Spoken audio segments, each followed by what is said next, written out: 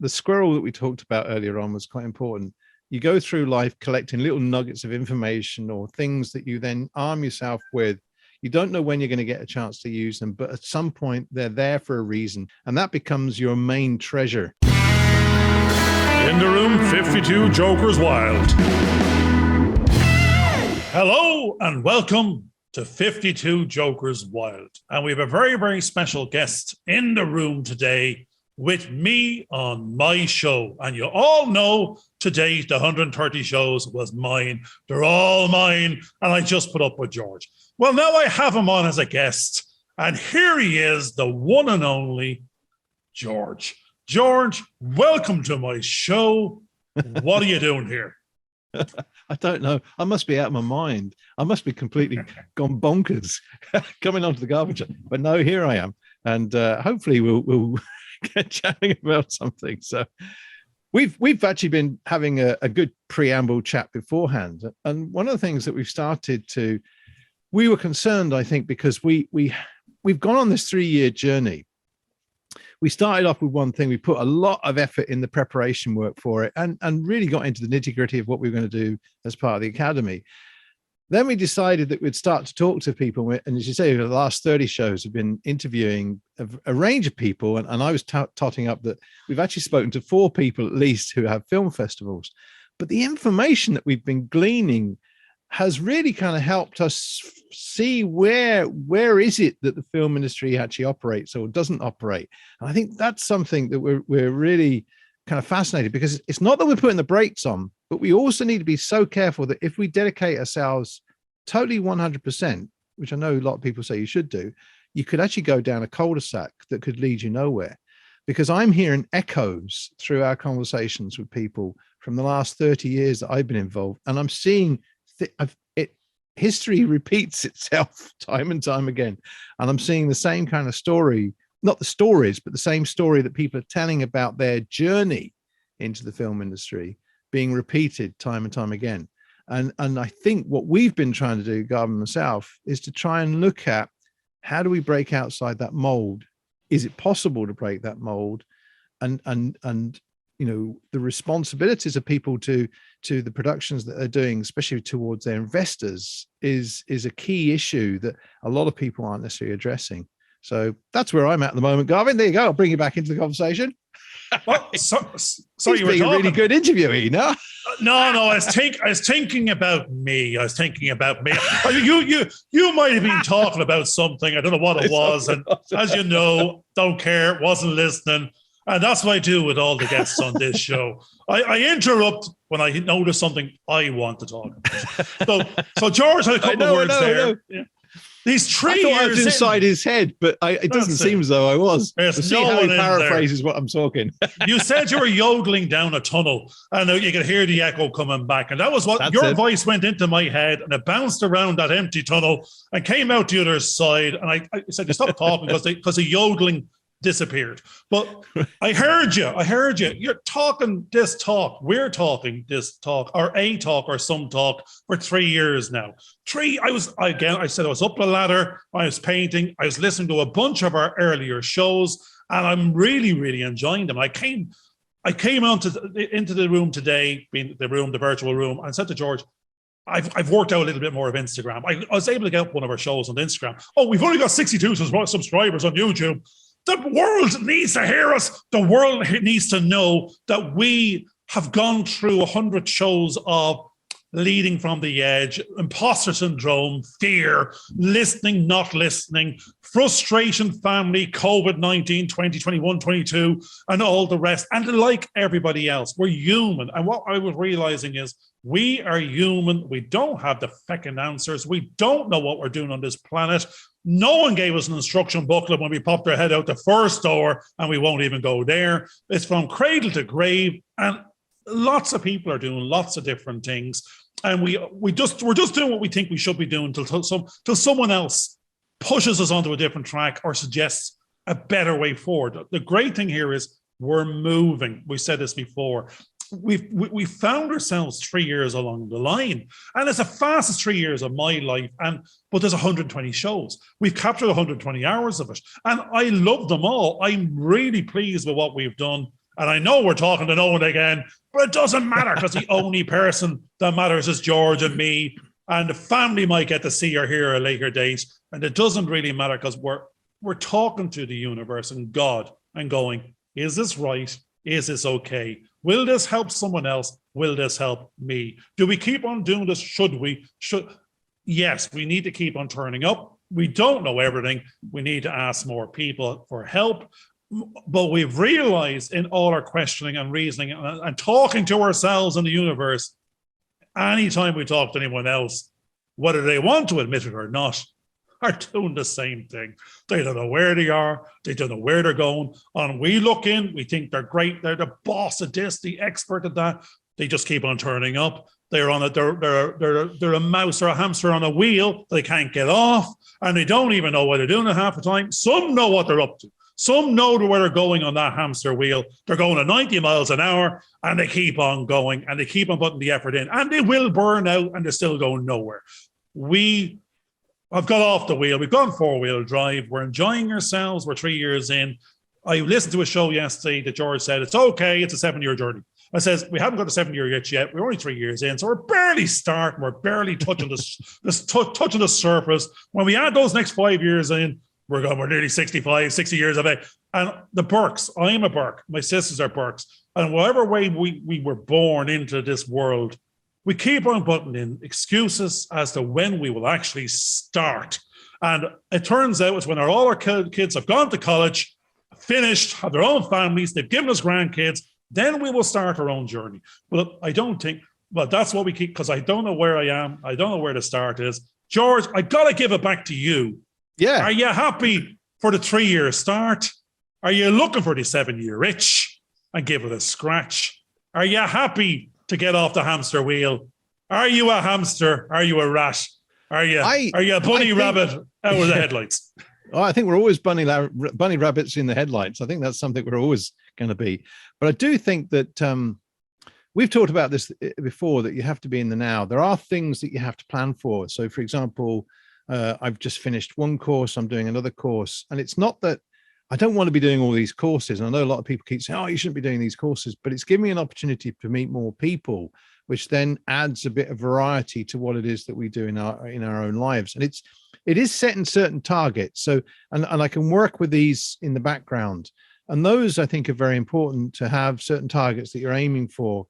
They can be small things. They could be like learning to play the guitar. They could be, actually you've set a target in what you're doing, Garvin, with your house.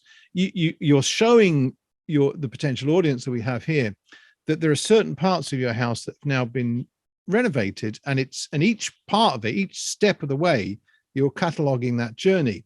But you're not trying to do everything all at once. And I think this is something that we started to talk about before, is that quite often we're put into a situation where it's everything or nothing. And you kind of go, well, no, it needs to be broken down into its small component parts so we can work on one bit at a time, and then create the jigsaw puzzle. Once we've had all those, once each bit's finished, then it should plug into the bigger bit around it. And that's the thing that we've been trying to do.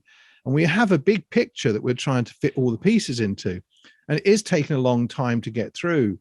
The other thing is, it may not be us that comes to the other end to see it. We're just the ones that are initiating it. And it could be that people that pick it up later on are the ones that see the fruit of the labor that we're actually been doing. So I'm echoing something I did last Sunday. So it's quite interesting. This is the journey. This is the journey of, well, no, it's called that. It's called the preaching. But I rephrase that, George. You are currently preaching to the converted, because you converted me a while back. We're on to go on this journey. There you go. You preach to me every now and again. I say preach, you say coach. You're mentor. I go, but when I'm not open to it, it's preaching to the unconverted. And I do know I'm being coached and mentored, and I'm not being preached at. And I don't even know what the difference is. But the great thing here is we're in the. I think the difference is that what happens is that the person that is being coached is being led to believe they're the ones coming up with their own ideas, and all we're doing is sowing seeds to let them grow themselves. And if they accept those ideas, they'll move them forward. And if not, well, that's okay. We'll go and find another garden somewhere else. No, that actually reminds me of a show. I mean, and I think it was Wayne Jenner, and it was a mispronunciation of it's Let Your Garden Grow as well. But what actually turned out to be was Let Your Garvin Grow. And I'm reminded of that show and go, you need a Garvin in yous all, and not in any dirty way or otherwise. It's more, I'm an upstart in the room with George. He can't control me what he wants. No, he can. But I keep on annoying him because he actually should know better. He expects it at this stage. Therefore, I don't know why it's a surprise that I'm going to interrupt. I'm going to keep on talking. I'm not going to be aware of the guest. Now, I am, but I'm just not going to change. I'm going to change me enough to be cognizant of them, but I'm not going to stop and filter that little curved ball, because I think what we need and what we keep on reflecting back now is our combination of me and him and me and someone else and or some other or not, is we want an element of the unexpected, and then that gives a little bit of mystery to life, because there's a difference. If we keep on turning up and it's a me too, same old, and we nearly can guess what's going to be said or done next, then why bother turning up? That's just auto replay. So we're not on auto replay. We like to put in curveballs. We will get back to what the show was called, which is, we keep on for every single show, we forget. It's called In the Room. But what we were meant to be doing with the guest and or ourselves is bringing an elephant in and having a chat about it. And there's no elephants in the room. Well, the only elephants in the room is these two bulls at the best of time, talking bull. But we will bring elephants back in the room, because we don't want to be talking about the subject at hand that they're the experts in. We want to know they're relevant, because that's the thing they're not the expert in, and want to coach, be mentored on, helped with, guided over, have someone else have an opinion, or just share the idea. Well, so the other thing is that it's usually a white elephant that we keep looking at. But one of the things that's coming to mind as you've been talking about that is that quite often it's the elephant in the room that's molded the person into the way they think and the way they do things and how they move forward. And it helps them to deal with, quite often, those chance moments, those moments that you can't plan for, that suddenly hit them square in the middle of the face. And they have to try and adapt to try and work with it. And then the more they get comfortable with that, which I think is what's happening in these shows, the more that they can cope with the situations they find themselves in on a day-to-day basis that they weren't expecting, because we like to control things. All these structures that we create for ourselves normally contain us. That's the silo. We're all building little silos. We don't realize it, but all the little things are creating are these little silos that kind of hold us back and prevent us from actually growing and developing and moving. Like you talked about a short time ago, the fact that, as a family tradition, you guys tend to come up with excuses with why I can't move forward. And you create this little silo, this little thing that you've created once. And then once that happens, it's done, you create something else. That's another reason why you can't do that. Whereas if you kind of go, well, here I am now, what we're going to try and do is to see if we can move this forward and try some experiments, not try and do everything, but just work a little piece at a time and throw it out there and see what happens, see what nuggets come back. And we've been guided, I think, by some of the possibilities that have come to us through that experimentation. And I think life is an experiment. And I think that's what we're trying to do. So it isn't a 3-year plan. It's not a 5-year plan. It's not a 7-year plan. It's what do we need to do at this particular point in time to keep on moving, keep having opportunities to keep on moving, because we are seeing lots of obstacles that are coming at us that you couldn't have seen even 3 months ago. And they're suddenly presenting themselves to us. And you're going to go, oh, right, that's something else that we now have to cater for. So we have to adapt to be able to, maneuver around those obstacles so we can keep going along the course that we want to actually go. But again, we don't know where the detours are going to be in the road, or whether there's a white elephant or there's a bear suddenly popping up in the middle of the road that's going to sort of change the angle. Or there may be some rapids. What's great is, even like people say, what are you doing? Well, we have a business show. We have a film business show. We also have a coaching, mentoring, startup show. And we just have a show where you come into the virtual pub and you have a chit chat about the elephant and where the elephant is going and what jungle it's in, and whether you should shoot it, skin it, mount it, or just let it go free. We don't know. But the whole point here is you got to go a little bit of hunting. You got to eat that elephant a bite at a time. And, sometimes the ant on the back of an elephant's arse, he has a big mouth. He's well able. Give him some time. He'll eat it. And you'll be able to deal with your elephant. But what I'm realizing, and I think George is as well, is I'm not worried that 3 years has gone past. I had the best 3 years of my life in the sense of doing something different that I couldn't. Had I gone back 4, I couldn't have arrived at that I'd be doing this. And I don't even know what this is, but I know I like it. And I want to do more of it. I want to get paid for it. It'd be great if I get paid for it. But that aside, that is not the reason not to do it. And that's where sometimes has an if-then type scenario, and people go, I'll do it if, and then I'll do it then. And if this happens and that happens, I'll keep on going. But we're trying to put in the conditional reason why not. We're trying to go, oh, well, that didn't happen, so I'm not doing it. Or it didn't happen by when, I'll stop doing it. It's good if our targets and plans, but that you're saying, well, this is they're valid reasons to stop. We gave it enough time, energy, and budget, and it didn't work. I'm stopping. But most of the time, what you're meant to be doing is realigning the plan. You're meant to be pivoting it. You're meant to be going, well, that doesn't work, then this. You're not meant to, why is it not working? Are the customers there? Is the product good? Is there a market for it? We've talked to a bunch of people that represent the industry in the festivals, and what we were talking to them about was the bit that we wanted to talk about, not the bit that they wanted to talk about, because they're seeing the evidence of success for films being shown at a festival. We're more concerned about the ones that didn't get made, didn't get to the festival. When 10 are shown, 90 aren't. The gatekeeper, the algorithms that basically prevent your product from getting seen by the end market because of the amount of competition, or because someone else filtered it out, or even the machine, the ghost in the machine, AI algorithm filtered it out and it didn't get seen. So we even feel that ourselves, in the sense of, we have all this great stuff, we put it on Podbean, Spotify, YouTube, this, that, and the other, and no one's seen or heard of it. And some have. We know we're breaking through Facebook, YouTube. I'm going 62 subscribers. I've actually got twice the amount of hours of output that I have subscribers in the room. But I know it's my fault. I know it's our fault, because we haven't figured out the algorithm. We haven't played to the algorithm. We haven't put budget to the algorithm, because we don't know it. And in some ways, I don't want to know it, because if I start knowing it, I've got to spend more time over there. I just wanted to do it itself. But that is wrong. And that's where we come back in, and we need to, what George just said, he's doing courses, he's investing. The best investment you can make is investing in yourself. But it's not doing a course for the sake of doing a course. It's doing a course for the want of not doing anything else.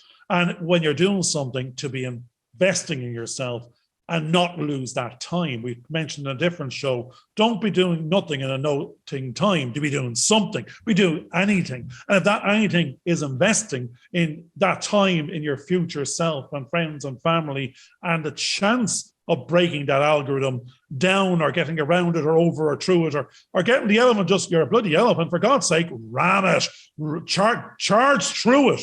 We don't need to go around it. But most of the time, we don't know that we're an elephant ourselves, and we have the power and the strength and the momentum to get things done. But I think we're an elephant with self-awareness, consciousness of, oh, I think I'm an ant. I perceive myself as not being able. And that's where we have to invest back in a better mirror to see you're strong, you're capable, you can move mountains if you want to. You just have to make up your mind. Back to you, George. Yep. I think it's interesting, because there's a couple of things that are coming on to my mind there. One of the problems is that we think that we have to do this on our own. And quite often we get hit by all these self-doubts that sort of prevent us from actually moving forward. And yet, by simply doing, which is what we've done for the last couple of years with the podcast, because the podcast has only been going for nearly, not quite 2 years yet. But we just, what was really good about it was, we've been talking about it and thinking about it and come up with ideas of what we wanted to do. And you can overthink it to a point where you don't do it. It just doesn't become practical to do. Whereas what we ended up doing was just stepping out, taking faith in that first effort to do the first video, very self-conscious, talking about the imposter syndrome.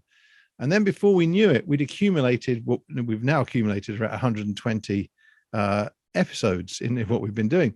And it's so natural now that we don't have to think about it. It's like driving a car. We're now able to just set these up. We're not worried about the cameras. We're just having a conversation between two people, even though we're about 200 miles away from each other or 120 miles away from each other, whatever it is. But we're able to have this conversation. It's quite natural. We're not worried about the technology around us. We know that once we've got going, things will work out. And then I know that once I've got the materials gathered together, I can edit it. So, but what's also interesting is that quite often there are moments that happen that we have no way of knowing what was their chance moments, but they're things that seem to indicate that there's somebody else guiding us. Garvin will say the universe, I'll say God.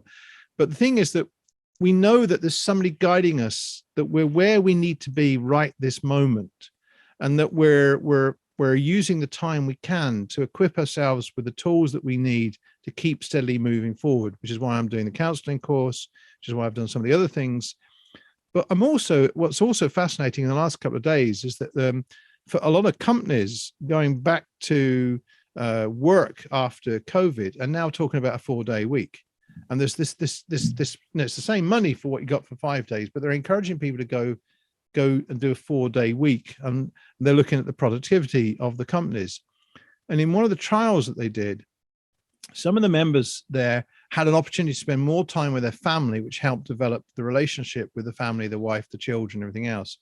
Another one, because her partner was in some African country, was learning the native language of that country so that she could spend more time with him, and communicating. So there's again, they're thinking of the future. They're planning of something they can do, but they're not letting things hold them back. They're just doing it. They're going ahead and doing it. And I think what was interesting about some of the things that you talked about just getting on and doing stuff, there's elements that we don't know about, but that we're not allowing those to hold us back. A lot of filmmakers use that sort of technique. There's so much they don't know, but they have a way of telling stories. They want to tell those stories. They're so passionate about telling those stories that they'll just let it come out because they have to. And one of the things I have noticed, because I've done this in the past myself, is that if you keep putting blocks in the way, I can't do this because I haven't got the money. I can't do this because I haven't got all the people. I can't do this because I haven't got the right equipment. I can't do this because it's the latest equipment. You end up killing yourself because you'll suddenly find that there's no time has gone past and you've not been able to do anything. Whereas if you go and say, well, look, it may not be the best, but I can use this. I mean, somebody shot a feature film on a mobile phone recently. Well, they've been doing it for quite some time, but it was what was available to them. They didn't have to go out and find other resources. And I think if you're like a squirrel and you just keep on collecting bits and pieces that you come across, like, I recently bought a little recorder because I needed it for a certain thing. But I know that if I'm in the room with Garvin and we've got a couple of guests, I can stick a little microphone recorder and a little lapel mic, and I can record and gather information. So we're all trying to be squirrels now, gathering little nuggets that we can put up there that we know that we can use. And often it's when you least expect to use it that suddenly the reason why you've collected this thing is there for you to be able to do the job that you want to do. And it takes years. It's, everybody expects these things to happen instantly, but it can quite often take, 20, 30 years before you're really where you want to do. And you just need to keep practicing. So it becomes an unconscious act of what you're doing. And that's what I think a lot of filmmakers are doing. And you don't even remember, like Garvin and I are talking about the fact that we're not experts. We don't consider ourselves experts. But if someone triggers me in a certain direction, I go off and go, duh, duh, duh, duh, duh, duh, and I haven't even thought about it. It's so second nature. I'm not thinking about the process. I'm just doing it because it's now built into my subconscious. And that's what I think we have to do with a lot of what we're doing. We're now building into our subconscious that every week at a certain time, we try to record something. And if nobody turns up to do the interviews, and we have had a couple of situations where we've been ready to hit record and we've watched the clock. Yes, the guest is meant to drop in now, and they've not turned up. And we've kind of gone, okay, well, that wasn't meant to be the show today. Let's do something else instead. And we've just adapted. We've adapted to the situation. We've made sure we've constantly got something going out. And I think we're doing all we possibly can do. But what we're doing, like any seed, we're sowing the seeds and letting chance or letting God or letting the universe, however you want to look at it, do their bit. That's the magic bit. We don't control everything. We have no way of knowing what's going to happen, but we can see the magic that's going on when we allow the seeds to go in there, to die, to grow, and see some amazing things actually happen. And I do believe that we will have an audience that will come and see what we're talking, because we're talking about universal things. We're talking about things that deep down within each one of us, there's some kind of meaning that drives us forward. We've had this COVID that's kept us indoors. It's kept us away from other people. And there's a drive now to try and work out, how do we bring people in? And quite often the biggest problem is that because we've been isolated, we've been thinking about our own individual selves. But quite often it's not what we on our own can do, it's what we can do collectively. And we need to get back into that way of socializing with people so that we can see that together we can solve these problems that we have. They're not problems, they're things that we want to do, but they set challenges for us. Like, for example, Garvin had somebody contact them and says, oh, well, actually, they threw it out to the universe. Can somebody help me out with something that looks like a convent? And he just went out and said, yeah, I could help you out. And now all of a sudden there's a team of people coming together that'll go and work on a little project. And out of that, there'll be the nuggets of conversations that start to develop and relationships that start to develop, and bigger things will come from that. And we have no idea what that's going to be. We don't even need to worry about it. We can just enjoy the process that we go through when we encounter those other people in our lives. I don't know how long I gave you there, George, but it's too long. Too long. No, I mean, my voice was going, because what happens is if I don't talk and keep the juices flowing, my voice starts to crack and break up. But I'm wondering, should I let you know what the universe is doing in my place at the moment here? Because a big ugly face looked in the window. No, it's not. All these people, sure. You see him reacting. Eamon is his name, and he's fixing a hole in the roof. Now my roof is 50 foot, 60 foot in the air, so he has to get to this little hole or big hole. I don't know what if it's big or small. You got to put a bunch of scaffolding up. It's a two-man job to get to find out if it's a tile. Now, it's on the inside of my house. There's 4 different places being affected by this leak. And this leak is undoing all the work that I'm doing in a sense of decorating and repairing and prepping and painting. And then it rains, and then this big stain comes in and half the roof falls in. And all it is a bit of water and a hole of a couple of tiles, 50 foot or 60 foot up in the air. And I'm reminded of, what does that remind me of in terms of, little things can become big things. And it's a little thing to fix if only you could reach it and you had the expertise. But where it is, it's going to take a 2-day man job of scaffolding and repair at a cost of, let's say it's £1,000, probably much more, to fix what you could have stuck a bloody plaster on if you could only reach it. And on the inside, I'm at spending thousands doing up the work.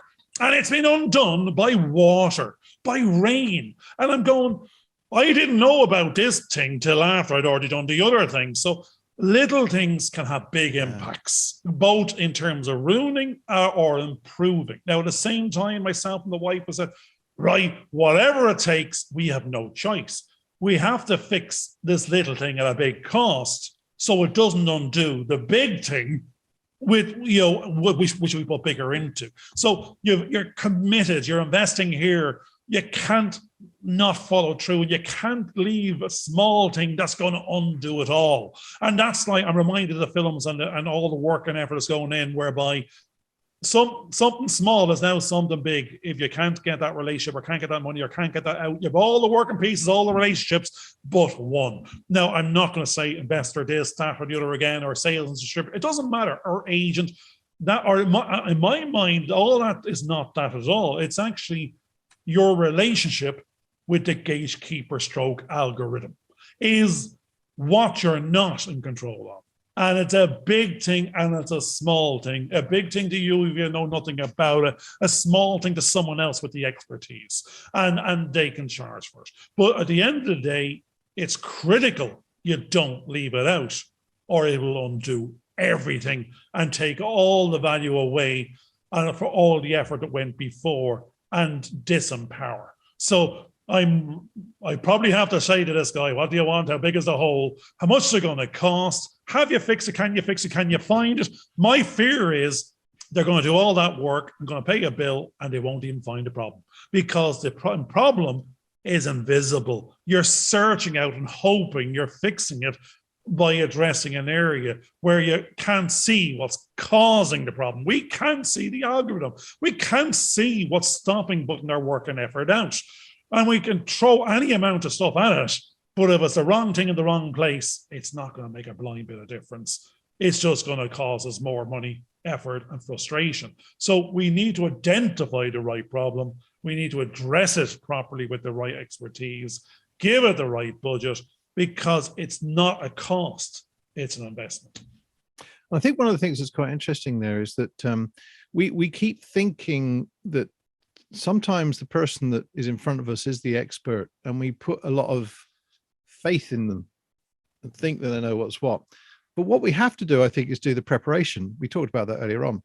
And part of that preparation is understanding what they know and how they can do it, and also how they will put their plans into action. Because quite often, you know, you want to see, I saw people working on our house with the renovations. You were talking about your house. And I began to be aware that how many people had the full picture in their head, how many people could see the vision of what was going on. And technically it was just me, my wife, and the contractor. Everybody else came and did their little bit of a job, but you needed to know how they worked, how they operated. And quite often the person that you had there wasn't the best person to do the job. And what we have to learn is how to ask the questions and not be frightened to ask the questions, and sometimes reject the thing that we've seen in front of us, because that could be the one that's blocking us from seeing the real thing that's just around the corner. Now, I'm going to be terrible, George, and go, the thing here, and I'm reminded of again, is I think this guy fixed this problem before. No, he didn't. He fixed what I asked him to do before, but that may have not been the. So what an awful lot of times, especially in cars, I've paid for what I've asked for, and they fixed it, but it wasn't broken, or I came next day, the problem or the evidence of the problem I still have. I go, but I asked you to fix this. I go, but that's not causing that. Something else is. And normally you open up a can of worms, and there's a bunch of problems that lead to this evidence. And that's what we think the problem is. It might not be. I know I have a leak because I can see the evidence. I've got the water coming in. It may not be there because water travels. It comes in from the other side of the house and it makes its way here. And he's done the effort. He's gone up the pole. He's put up the scaffold, and he's got 3 men working on it. He's spent his time, and I've got to pay for it, and I still have a leak. But he didn't promise to fix the leak. He promised to address where it more likely is coming from. I didn't ask him to identify where it came from and trace it and find it, because that's a near impossibility in this house. I'm hoping the best guesstimate, 80-20, is going to, if it's there and all evidence seems to point to there, the best chance of getting it is there, and is the best man for the job. But sometimes that's not the problem. Yeah, no, it's fascinating, because what you're reminding me of is some conversations that we had in the last couple of years where you were talking about the problems that you were having. You were being asked to go into companies to look at the system and how to manage that system economically. And what you were finding was that because they were inbuilt redundancies and all kinds of, it was stacking up this massive, great big bloated system that really what you were doing was putting a plaster on something that was never going to hold. And that sounds like some of the problems you're having with your house. But in some cases, what you suddenly realized, the solution to the problem was to bring the whole thing down and start again, because in many ways that was going to be the most economical way of doing it. Whereas by trying to keep this thing going that wasn't going to work at all, it was eventually going to get to a point where it's just going to collapse. The gassing is, you've touched on it now. The great thing is, and that's what we normally, I think all of us do. Sometimes we're just doing a little fix and pushing it further up the road to when we can better deal with it. But then there's an awful lot of things that, no, that's the critical path. That's the road you want to go on. We've got to deal with that first. And most people, and including myself and these people, it's too expensive, it's too dear, it's some cost of something else. My car's not broken, I don't need to fix it. You're going, it's not broken now, but when it is, you're not going to be able to fix it. You're going to, so it's whether we're not broken yet, so we keep on investing in ourselves. Sometimes we see a couple of creaks and go, we're going to break down. My hips are going, my eyes are going, my hair is gone. And at the end of the day, we can see the signs. We can do something about it now, but later on, it's too late. You can't fix it after some things are broken. So we want to do the ongoing maintenance. We want to invest in the right direction, the right critical path. And that's why we found our own academy. There are certain figures of time, effort, and money that the value doesn't appear till they're spent and or invested. And so we've put them into different timelines going, well, we'll do easier things, simpler things. We'll readdress them at a later date. And maybe we won't even bother with them, because they may not be the right thing after we go on a different bit of a journey on a parallel track. But sometimes they are what they are. They will have a cost. They will bring a return. And sometimes the problem with ourselves going, I'm watching Dragon's Den again and back to back. And it's, do you believe in it? Would you invest in it yourself? Why would I invest if you won't invest? If you won't, then there's some other questions you haven't answered yet because you're not 100% confident it is what it is. And therefore, we question ourselves too much, and we should maybe have more self-belief and more your stomach and your gut sometimes over, are the right feelings and emotions. They say all the time, your stomach is another brain. It's the right thing, and your brain tries to over-rationalize and come up with all the reasons why not, when the only thing we should be coming up with is the reason why. The interesting thing you said about the Dragon's Den, whenever I've watched the Dragon's Den and looked at what they're actually doing, I begin to notice that all the people that are the dragons are very, very risk averse. The only time they actually put something in is when it's a good sound and they know it's going to work. And they actually put in, they put in what the person wants, but what that person then has done is lost control of the mechanism that they were doing, and they're going to lose out. But the ones that are astute to what's going on with the thought processes that the dragons have, realize that they need to pull back and not give them anything, which sounds daft because it sounds as though they're letting go of some of the investment they're about to get. But what they're able to do is keep some of the control that will allow them to keep the thing going afterwards. Whereas, quite often what could happen is if all the control is gone, the first person that could go is the person that came up with the idea in the first place. Now, the other side of it, George, is in the same sentence, on the sort of flip side of the coin, is the dragon knows, as you said, I'm not risking my money. I know I already have all the answers that they're missing, because that's what I'm doing every day of the week with my other businesses. I can just put them in, plug them in, go play and turn this 100 into a million by just adding them in the mix, because I'm bringing the value at minimum risk to myself and maximum reward. But they also know that. They're going, if I end up with half, they're going to make me. The mere fact I turn up to the show, it's already worth more. If they invest, I'm already worth more. And it's not the ones that are just little, family business something. It's the dragons going, I want to bring it from 100 grand to 1 million to 10 million. I see I can do that. You have an idea that I missed. I could have done it if I had thought of it myself. But at the end of the day, it's my job as investor, venture capitalist, to basically get those 10Xs, 100Xs. And because what we're really saying is 10X, 100X says is everybody wants one. Everybody wants one of those things, and they're willing to pay. The mass audience is out there, and I know how to reach them. And I know as soon as I say I'm going to invest, I'm already turning that tap on. So we want to find a Dragon's Den and a Shark Tank for the film industry and indie film production. It's out there. Is there. We don't know where it is. It's not. Someone knows. And an awful lot of people running around like headless chickens out there that have great stories that the end audience should hear, see, hear, wants to watch. We'll never know till we get our Dragon Shark and wrap it around it and open that floodgate of it. The festivals are a little bit of that. They're great stories. I'd heard an awful lot. They're very artistic and cultural.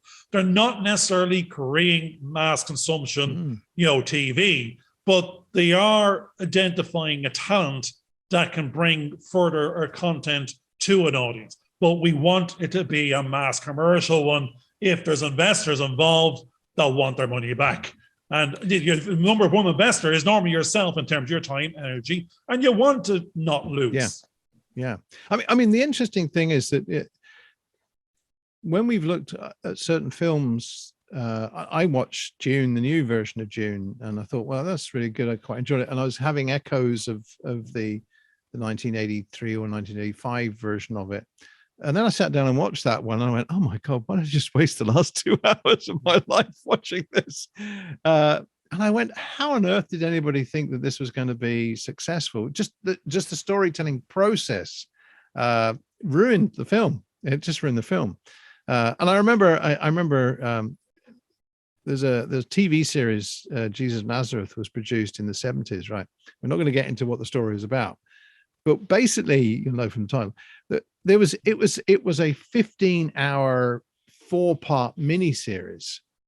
Now, a couple of years ago, I suddenly saw the 2.5-hour version of it, and I went, "Oh my God, they've cut this to pieces. It hardly falls together. It hardly gels as a story. It's just been ruined based on the memories that we've had." And you can accidentally George, I'm seeing things whereby they probably accidentally cut the pieces, but left the bits they were meant to leave out, they left in. The bits they were meant to leave in, they left out. And what it was about some carpenter, working in, sort of Nazareth, and he was going around, to bars and restaurants and having chats with people and doing faff all. So it was actually all the outtakes, not the intakes. Well, I mean, the difficulty is that in that particular story, the cut down version, the motivations behind some of the actions were suddenly missing because the context of the story was taken away.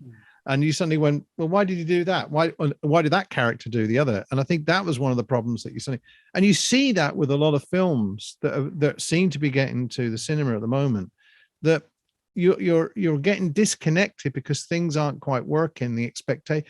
So the audience, the target audience, is not being given a chance to invest properly their time into the finished piece, because at the end of the day, they're an investor as well. Now, I was thinking about what you were talking about, the needing to find a Dragon's Den person who in the film industry that would actually give that opportunity for people to make their films. And as you say, it must be going on because there are some films getting made. But I do think that the preparation work, like if there are lots of documentaries about how did these films get made. And when you suddenly look at the way the stories were going on, in some cases, it's almost a miracle that some of these films actually managed to get into the cinema at all. It's almost a massive great big gamble, which is why I think people are seeing the same kind of problems. Is that what happens in other businesses? No, actually, George, I don't know. I mean, that's a question where we don't even know the answer. But the weird thing is, I'm just reminded of watching the program last night, and my wife started giggling away to herself, going, "You want to be one of them?" And I was going, "Yeah, you're right." Is that Dragon's Den? Dan Dragon's Den. I want to be a dragon, but I'm up there going, thinking it's the opposite. I'm promising I have nothing to give them. So it's yes, I'll give you nothing, but I'll take everything. And I'm the reason I'm gonna make you or break you, because that's what they're really saying. If you think about it. And like I'm the bullshit artist and the this, that, and the other. And in my head, I'm achieving all this great success, but the evidence is the opposite. So therefore, you're going, why would you be taking advice off of this guy when he can't do it for himself? Now, at the same time, I'm going, that same story is resonating. We can make a Dragon's Den. We can actually create a program. It's not that it's a Dragon's Den. It's exactly that. It's the elephant in the room for the industry. We can do the pitching, have them come in and we can rip them apart and put them back together again. Because actually, that's exactly what we're doing. I think I'm on Dragon's Den with these people in the industry. I think I know something, but they're the expert. I'm saying, you forgot this, you forgot the other, you're useless, you have no money. Because if you're here, you must be the case. Unless you're getting. Strange thing is, I think it's needed. We need to be our own we need to create that. That's what In the Room needs to be going forward. It needs to understand we're not here to plumb us. We're here to take you apart and put you back together again. Well, we're here to get a bigger audience, and we're here to sell and invest in, or not, if you shouldn't.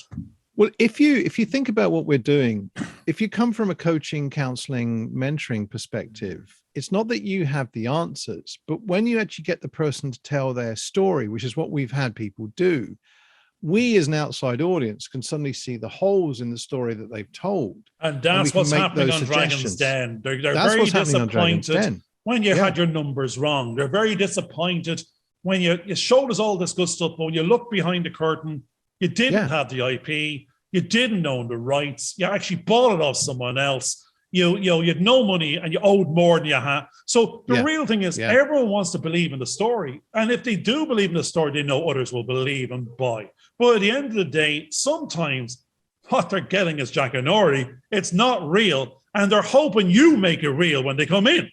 Yeah, absolutely. Now, Garvin, it's actually your show. So at this particular point in time in the show, which I normally would take over, I'm not going to do the concluding part. I'm going to get you to do the summary. So tell us the summary of what you think the show is all about. I've no idea. I just saw my guy leave, and I think he wanted to talk to me, but now I'm going to have to ring him to find out that he couldn't fix the hole. But my wife just came with a cup of tea, and I had to tell her to go. We're recording. So he's gone now. Just as we end, had we ended 30 seconds before this, I could have talked to him. But absolutely. What was it about? George is at the other side of the show.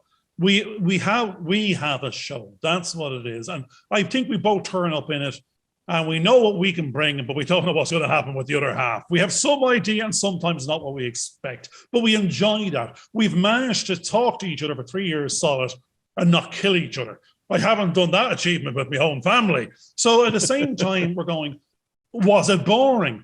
We were able to talk about the subjects we like, other subjects, pick ones at random, meet people we didn't know, make friends, influence people, and be comfortable in our own skin doing it. So we're coming out of the comfort zone.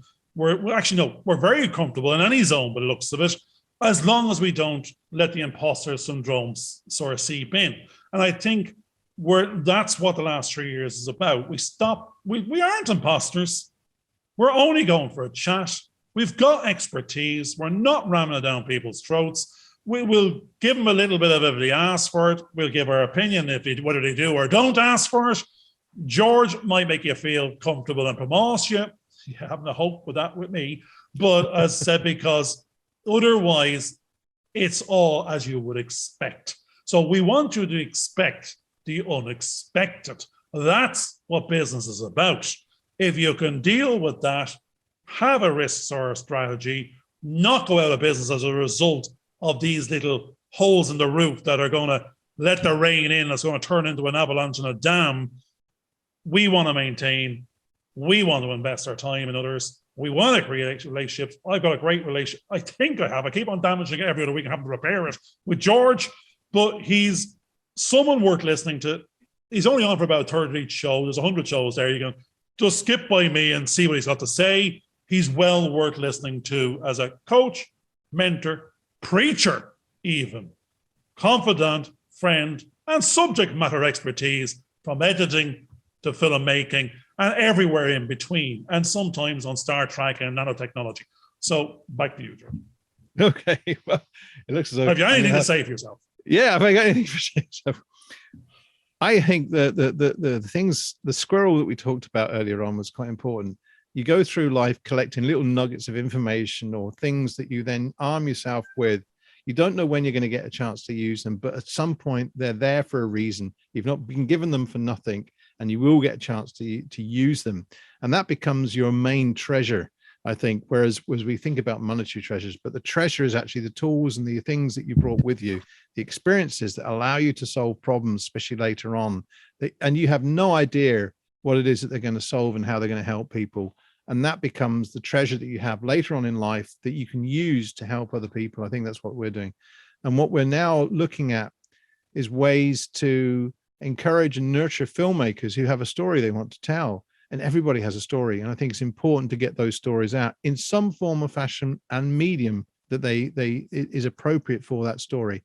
Film may not be it. Sometimes it's a novel. Sometimes it just might be an article in a newspaper, but it's important to get those stories out. We're looking at how do we get investors' money back for their films, which may be impossible, but we don't know. We're looking to see if we can find that out, because some people are, and if they can, so can we. And I think that's the belief that we have, that we'll be successful in doing that at some point. So I'll let you now, finish the treasure. show. I'm just entering a last word because you've said treasure, and through 100 shows or more, we've said there's gems and there's nuggets in them all. That sounds like a treasure box. And the treasure box is on YouTube, Facebook, LinkedIn, and podcasts, various podcast platforms. And there's over 100 shows and 200 hours of gems and nuggets and treasure and trinkets for those that have different values and will give value to different pieces. They're in there for all and sundry to investigate, to search for, to find, to shine up and run with. So please feel free to avail of our treasure box and trove of gems and nuggets. And let us know if you find a couple and shine them up and show us back them and see what you do with them. Go spend them, go invest in them in yourself. So thanks a lot for this episode and listening in, and we'll catch you soon enough.